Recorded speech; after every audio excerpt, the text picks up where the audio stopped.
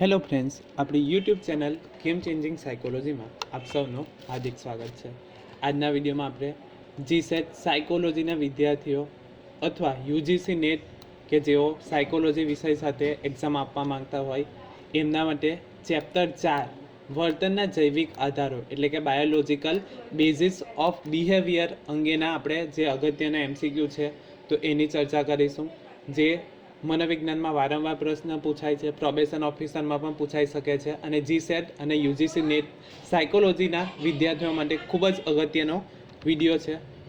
તો સૌપ્રથમ પ્રશ્ન છે, ન્યુરોન્સનું મૂળભૂત કાર્ય શું છે? એટલે કે જે ન્યુરોન્સ છે એનું મૂળભૂત કાર્ય શું છે? તો સાચો જવાબ છે માહિતી મોકલવાનું કાર્ય ન્યુરોન્સનું છે. જે મગજમાં ન્યુરોન્સ આવેલા છે તે મગજમાંથી કરોડરજ્જુમાંથી પસાર થઈ જે તે અંગો સુધી માહિતી મોકલવાનું કાર્ય કરે છે. એ જ રીતે જે અંગો હોય તો ત્યાંથી માહિતી મગજને પહોંચાડવાનું કાર્ય પણ ન્યુરોન્સ કરે છે. તો ખૂબ જ અગત્યનો પ્રશ્ન છે, ન્યુરોન્સનું મૂળભૂત કાર્ય શું છે?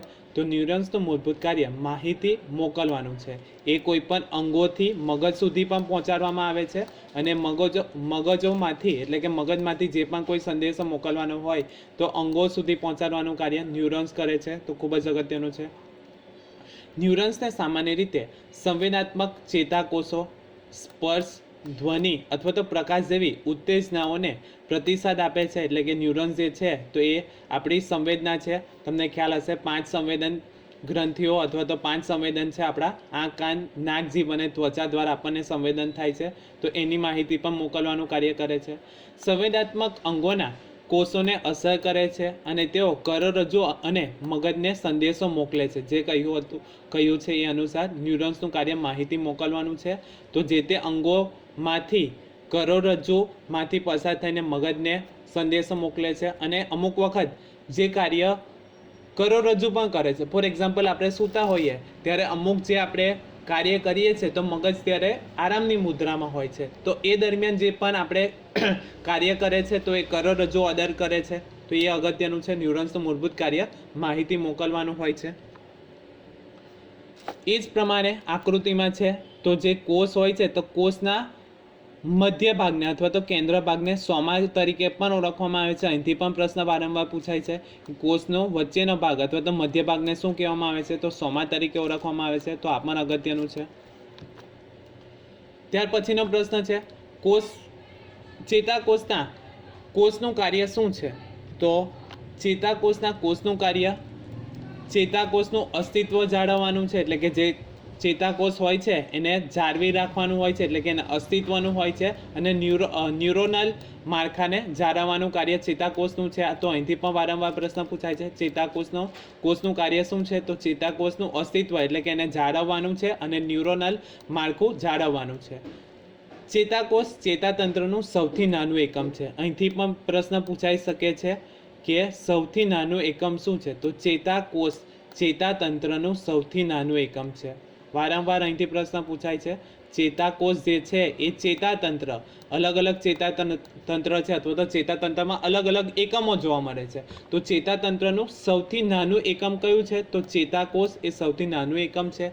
જેના દ્વારા વિભિન્ન પ્રકારના ઉત્તેજકોને વિદ્યુતીય આવેગમાં બદલવામાં આવે છે. લેફ્રેન્સકોઇસના અનુસાર આપણું માનવ શરીરમાં લગભગ 12.5 અબજ ચેતાકોષ જોવા મળે છે. જેમાંથી લગભગ 10 અબજ ચેતાકોષ જે હોય છે એ માત્ર મગજમાં જોવા મળે છે. તો અહીંથી પણ અગત્યનું છે, પ્રશ્ન પૂછાઈ શકે શરીરમાં કેટલા ચેતાકોષ આવેલા છે? તો લગભગ 12.5 અબજ ચેતાકોષ આવેલા છે અને એમાંથી 10 અબજ માત્ર જે ચેતાકોષ છે એ માત્ર મગજમાં આવેલા છે. માનવ શરીરમાં ચેતાકોષ ઉપરાંત પણ અમુક કોષ જોવા મળે છે જેનું મુખ્ય કાર્ય ચેતાકોષને જીવિત અને સ્વસ્થ રાખવાનું છે. જે પ્રશ્નમાં પૂછાયેલું છે એ જ છે કે ચેતાકોષનું કાર્ય શું છે? તો ચેતાકોષને જીવિત અને સ્વસ્થ રાખવાનું છે. આ પ્રકારના કોષને ન્યુરોલિયા અથવા તો ગ્લિયા કોષ કહેવામાં આવે છે. અહીંથી પણ પ્રશ્ન પૂછાઈ શકે છે કે ચેતાકોષને બીજા કયા નામે ઓળખવામાં છે? ન્યુરોલિયા કહેવામાં આવે છે અથવા તો ગ્લિયા કોષ તરીકે ઓળખવામાં આવે છે. તેને ચેતાકોષના ગૃહ રક્ષક કોષ તરીકે ઓળખવામાં આવે છે.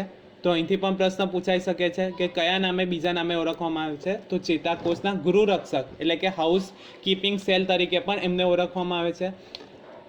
આ કોષના કાર્યના આધારે ચેતાકોષના 3 પ્રકાર પડે છે. અહીંથી પણ પ્રશ્ન પૂછાઈ શકે છે. ચેતાકોષના પ્રકાર તો 3 પ્રકાર છે: સાંવેદનિક અથવા તો અંતર્વાહી ચેતાકોષ, બીજો પ્રકાર છે કારક અથવા તો બહિર્વાહી ચેતાકોષ, અને ત્રીજો પ્રકાર છે સાહચર્ય ચેતાકોષ. તો આ પણ અગત્યનું છે. ચેતાકોષના પ્રકારો: સાંવેદનિક અથવા તો અંતર્વાહી ચેતાકોષ, બીજો પ્રકાર છે કારક અથવા તો બહિર્વાહી ચેતાકોષ, અને ત્રીજો પ્રકાર છે સાહચર્ય ચેતાકોષ. તો આ અગત્યનો પ્રશ્ન છે. ચેતાકોષનું કાર્ય તો ચેતાકોષનું અસ્તિત્વ જાળવવાનું છે અને ન્યુરોનલનું માળખું જાળવી રાખવાનું કાર્ય કરે છે. ચેતાકોષનું બીજું નામ શું છે, તો ગૃહરક્ષક કોષ તરીકે એટલે કે હાઉસ કીપિંગ સેલ તરીકે પણ ઓળખવામાં આવે છે. આ જે કોષ છે એના બીજા પ્રકાર અથવા તો બીજું શું કહેવામાં આવે છે, તો ન્યુરોલિયા અથવા તો ગ્લિયા કોષ તરીકે પણ તેમને ઓળખવામાં આવે છે. ત્યાર પછીનો પ્રશ્ન છે, ચેતાક્ષમાં શાનો સમાવેશ થાય છે? તો ચેતાક્ષમાં આપેલ તમામ ઓપ્શન જે છે એનો સમાવેશ થાય છે, એટલે કે મિટોકોન્ડ્રિયાનો પણ સમાવેશ થાય છે, આરએનએનો પણ સમાવેશ થાય છે, અને એમિનો એસિડનો પણ સમાવેશ થાય છે. તો આ પણ અગત્યનો પ્રશ્ન છે. ચેતાક્ષમાં શાનો સમાવેશ થાય છે? તો ચેતાક્ષમાં મિટોકોન્ડ્રિયા, આરએનએ અને એમિનો એસિડનો પણ સમાવેશ થાય છે. બીજી રીતે પ્રશ્ન પૂછાઈ શકે, આરએનએનું ફૂલ ફોર્મ શું છે? તો આરએનએનું ફૂલ ફોર્મ રિબોન્યુક્લિક એસિડ છે. હવે તમારા માટે એક પ્રશ્ન છે, ડીએનએનું ફૂલ ફોર્મ શું છે? જો ડીએનએનું ફૂલ ફોર્મ તમે જાણતા હોય તો કમેન્ટ બોક્સમાં કમેન્ટ કરી શકો છો. તો અગત્યનો પ્રશ્ન છે, ચેતાક્ષમાં શાનો સમાવેશ થાય છે? તો ચેતાક્ષમાં મિટોકોન્ડ્રિયા, આરએનએ અને એમિનો એસિડનો સમાવેશ થાય છે. તો આ પણ અગત્યનો પ્રશ્ન છે.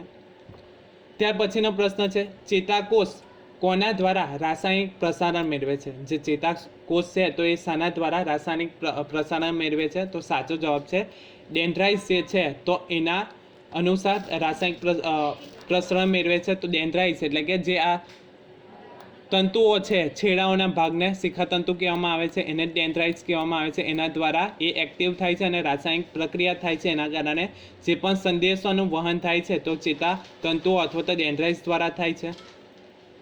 ત્યારબાદ વચ્ચે મધ્ય ભાગમાં જે જોવા મળે છે એને ચેતા કેન્દ્ર અથવા તો સોમા તરીકે ઓળખવામાં આવે છે. ત્યારબાદ અક્ષતંતુઓ અને જે અંત ભાગ છે તો એના ચેતાંતો તરીકે ઓળખવામાં આવે છે. અહીંથી પણ પ્રશ્ન પૂછાઈ શકે છે, ચેતાકોષનું કાર્ય તો ચેતાતંત્રનો પ્રાથમિક એકમ કહેવામાં આવે છે.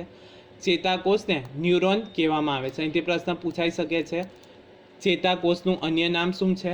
તો ચેતાકોષને ન્યુરોન તરીકે પણ ઓળખવામાં આવે છે. મનુષ્ય શરીરનો સૌથી લાંબો કોષ કયો છે? તો ચેતાકોષ એ મનુષ્ય શરીરનો સૌથી લાંબો કોષ છે. અહીંથી પણ પ્રશ્ન પૂછાઈ શકે છે. ત્યારબાદ શિખાતંતુઓ તો સંદેશો મેળવે છે. જે શિખાતંતુઓનું કાર્ય શું છે? સંદેશો મેળવે છે. આવા અસંખ્ય ચેતાકોષો હોય છે. તો અલગ અલગ જે છેડાઓના ભાગથી સંદેશોનું વહન થાય છે. તો શિખાતંતુઓનું કાર્ય શું છે? તો સંદેશો મેળવવાનું છે.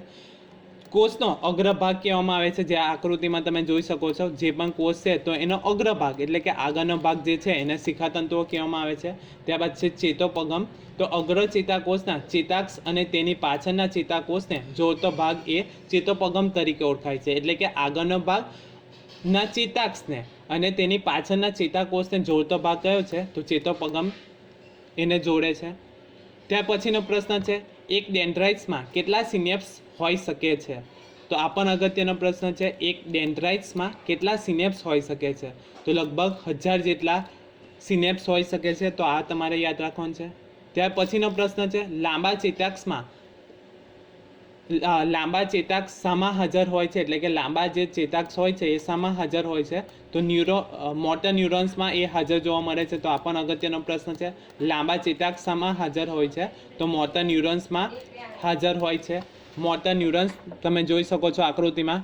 એની અગાઉના વિડીયો, જે આવનાર વિડીયો છે એમાં આપણે ડિસ્કસ કરીશું. તો જે છેડાઓ છે તો એને ડેન્ડ્રાઇટ્સ કહેવામાં આવે છે, જે એક છેડાથી બીજા છેડામાં સંદેશો મોકલવાનું કાર્ય કરે છે. તો આ અગત્યનું છે.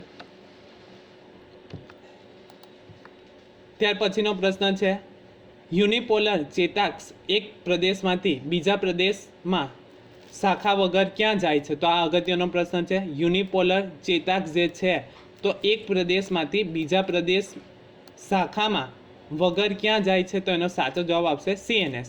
તો CNS એટલે શું? તો અહીંથી પણ પ્રશ્ન પૂછાઈ શકે છે. CNSનું ફૂલ ફોર્મ શું છે? તો CNSનું full form central nervous system છે. તો આ પણ અગત્યનું છે. CNSનું ફૂલ ફોર્મ તો સેન્ટ્રલ નર્વસ સિસ્ટમ તરીકે ઓળખાય છે. હવે સેન્ટ્રલ નર્વસ સિસ્ટમ જે છે CNS છે, તો એમાં કયા કયા ભાગોનો સમાવેશ થાય છે? અહીંથી પણ અગત્યનો પ્રશ્ન પૂછાઈ શકે છે. સેરેબ્રમનો સમાવેશ થાય છે, સેરેબેલમનો સમાવેશ થાય છે અને સ્પિનલ કોર્ડનો સમાવેશ થાય છે. તો આ પણ અગત્યનું છે.